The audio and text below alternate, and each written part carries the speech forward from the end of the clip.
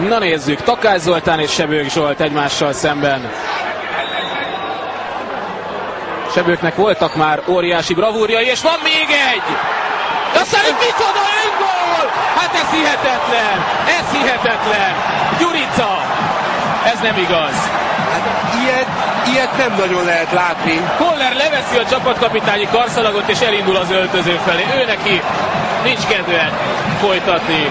Hát hihetetlen, érdemes lenne végignézni a fehérvári játékosokat most egyesével. Sitko a felező vonalon ül, mások a 16-osnál, és mindannyian a fejüket fogják, legalábbis a rutinosabb labdarúgók közül. Ők még ilyet nem nagyon láttak, talán egyszer az Újpest pályán valami hasonlót Tokodi Tibortól, szegénytől.